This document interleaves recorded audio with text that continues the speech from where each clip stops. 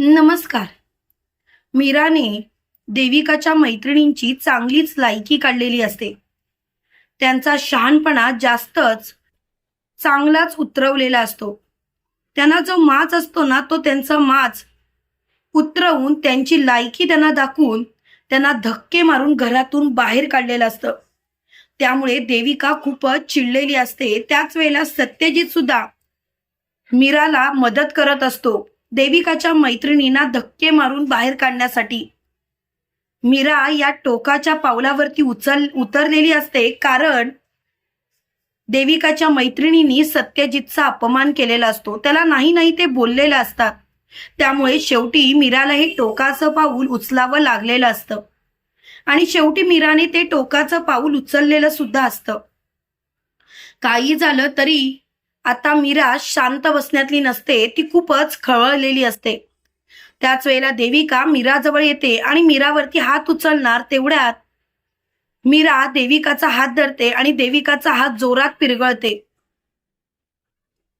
आणि देविकाला म्हणते, देविका, जसा तुला तुझा स्वाभिमान आहे ना, तसा मला सुद्धा माझा स्वाभिमान जपता येतो. माझ्याशी वाकड्यात जाण्याचा प्रयत्न करू नकोस. तू असशील शिकलेली, पण स्वतःचा स्वाभिमान कसा जपायचा हे माझ्या दादांनी मला चांगलंच समजवलेलं आहे. मी आतापर्यंत तुमचं खूप काही केलं, पण यापुढे मी तुमचं काहीही करणार नाही. यापुढे पंकज, तुझं आणि तुझ्या सासूबाईचं जेवण तू स्वतः करायचं. मी या गोष्टींमध्ये अजिबात लुडबुड करणार नाही. हे ऐकून देविका म्हणते, मीरा माझा हात सोड. तेव्हा लगेच निरूपा मीरावरती चिडते. त्यावेळेला मीरा निरूपाला म्हणते, सासूबाई बस झालं, सॉरी बाईसाहेब, बस झालं. तुमची नाटकं यापुढे माझ्या समोर नाही चालणार आणि मी तुमच्या नाटकांना अजिबात बळी पडणार नाही. यापुढे तुमचं जेवण तुम्ही स्वतः करायचं. मी तुमचं जेवण करणार नाही म्हणजे नाही. आज तुम्ही माझ्या नवऱ्यांचा चार चौकात अपमान केलात. माझ्या नवऱ्याला नाही नाही ते बोललात.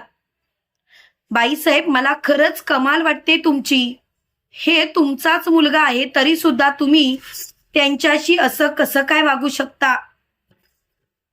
बाईसाहेब, एकाला वेगळा न्याय तर एकाला दुसरा न्याय, हे चुकीचं आहे. पण तुम्हाला हे कळायला भरपूर वेळ जाईल. पण जेव्हा मात्र ही गोष्ट तुम्हाला कळेल ना, तेव्हा मात्र तुम्ही स्वतः हादराल. एक गोष्ट लक्षात ठेवा बाईसाहेब, मी शांत आहे म्हणजे तुम्ही माझ्या शांत राहण्याचा गैरफायदा घेऊ नका, नाहीतर मला सुद्धा उत्तर देता येतं. तेव्हा लगेच निरूपा बोलते, माझ्याशी तोंड वर करून बोलतेस? तुझी हिंमतच कशी होते माझ्याशी तोंड वर करून बोलायची?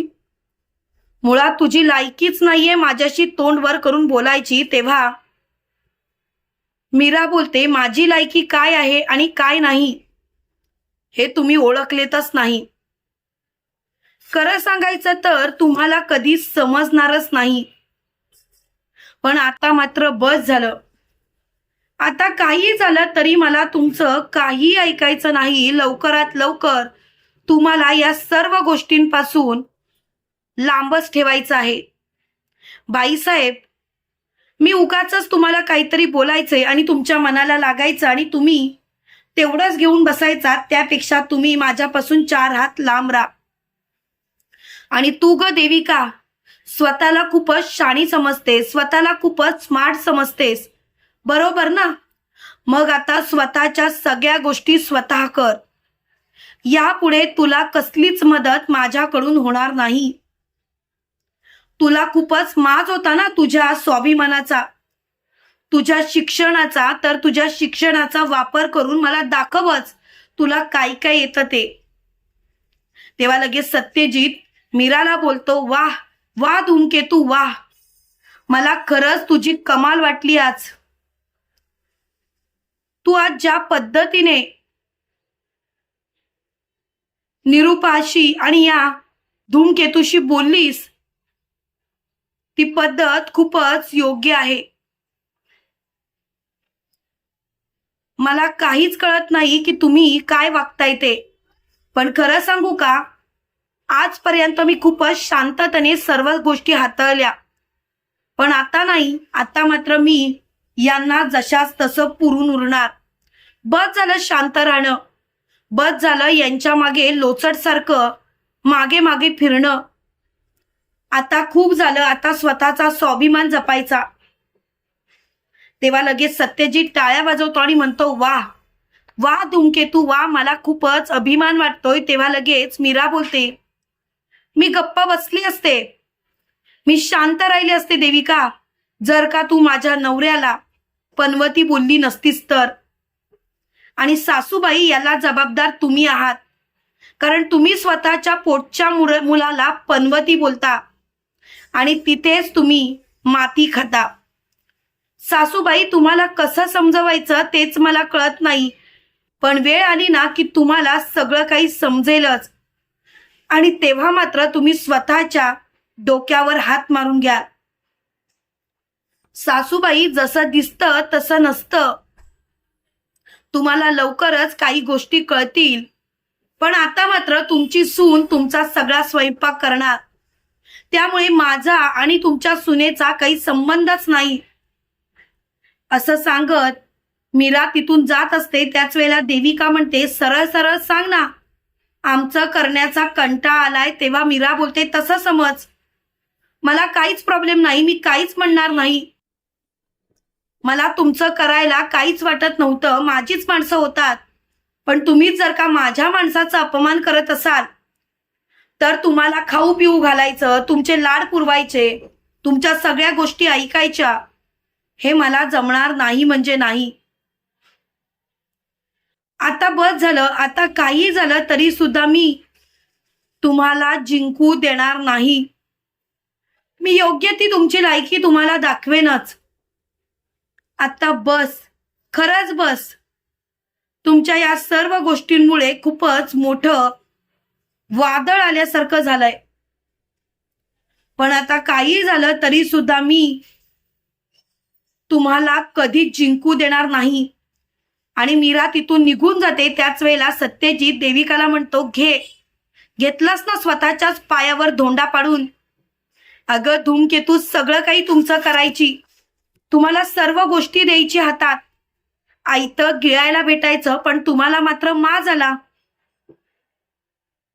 आता मात्र गिळा, स्वतःच्या हाताने करा आणि गिळत बसा. आणि ये निरूपा, आता का तो कोणता तो तिचा ज्यूस, काय बरं त्याचं नाव, एबीसी ज्यूस, तो पी आणि तो पिऊन पोट भर.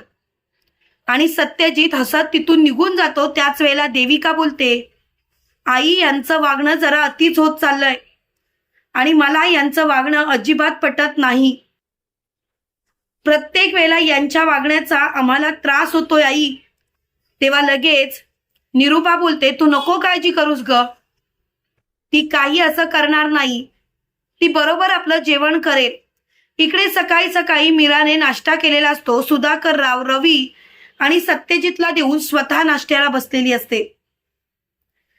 तेवढ्या तिथे निरूपा येते आणि निरूपा बोलते, तू कशी काय नाश्त्याला बसलीस, तुझी हिंमतच कशी झाली माझ्या आधी खायची. त्याच वेळेला मीरा बोलते, मी का बसायचं नाही, तुमची देविका तुमच्या आधी बसते, ते चालतं तुम्हाला. तेव्हा मात्र सुधाकर राव असतात म्हणून निरूपा शांत असते आणि निरूपा लगेच तिथलं भांड उघडते आणि म्हणते, आम्हाला नाश्ता कुठे आहे.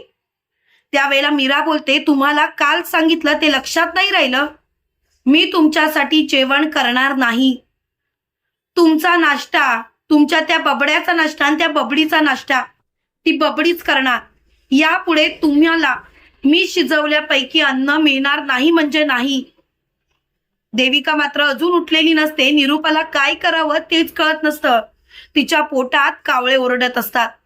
तिला काय करावं तेच सुचत नसतं. ते बघून मीराला वाईट वाटतं, पण मीरा मात्र यावेळेला खूपच स्वतःच्या मनाला समजावून बसलेली असते की नाही, आता काही बोलायचंच नाही. तुम्हाला काय वाटतं मित्रांनो, खरोखर मीराची आयडिया योग्य आहे का? कमेंट करून नक्की कळवा. आणि असेच मालिकेचे नवनवीन अपडेट पाहण्यासाठी व्हिडिओला लाईक आणि चॅनलला सबस्क्राईब करायला विसरू नका. थँक्यू.